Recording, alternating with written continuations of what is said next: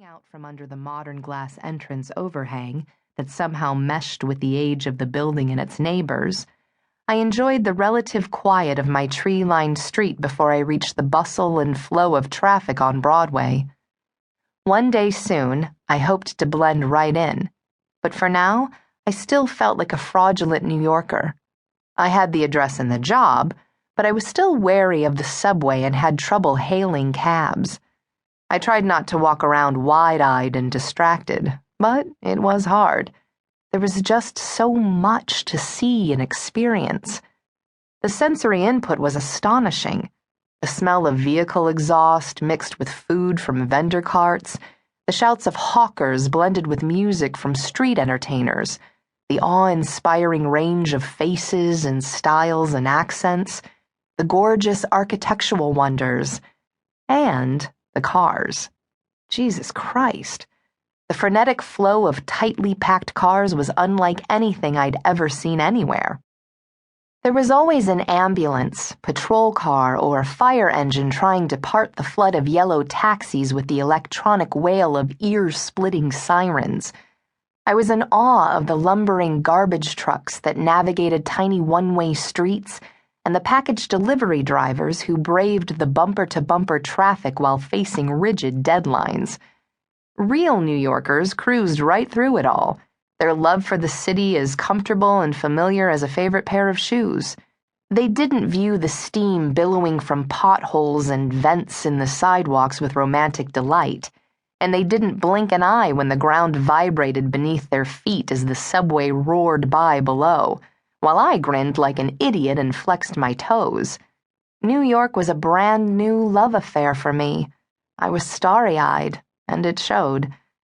So I had to really work at playing it cool as I made my way over to the building where I would be working. As far as my job went, at least, I'd gotten my way. I wanted to make a living based on my own merits, and that meant an entry-level position. Starting the next morning, I would be the assistant to Mark Garrity at Watersfield and Lehman, one of the preeminent advertising agencies in the United States. My stepfather, mega-financier Richard Stanton, had been annoyed when I took the job, pointing out that if I'd been less prideful, I could have worked for a friend of his instead, and reaped the benefits of that connection. "You're as stubborn as your father," he'd said. "It'll take him forever to pay off your student loans on a cop's salary." That had been a major fight, with my dad unwilling to back down. "Hell, if another man's gonna pay for my daughter's education," Victor Reyes had said when Stanton made the offer. I respected that. I suspected Stanton did too, although he would never admit it. I understood both men's sides, because I'd fought to pay off the loans myself, and lost. It was a point of pride for my father. My mother had refused to marry him, but he'd never wavered from his determination to be my dad in every way possible. Knowing it was pointless to get riled up over old frustrations, I focused on getting to work as quickly as possible. I'd deliberately chosen to clock the short trip during a busy time on a Monday, so I was pleased when I reached the Crossfire building, which housed Watersfield and Lehman, in less than 30 minutes.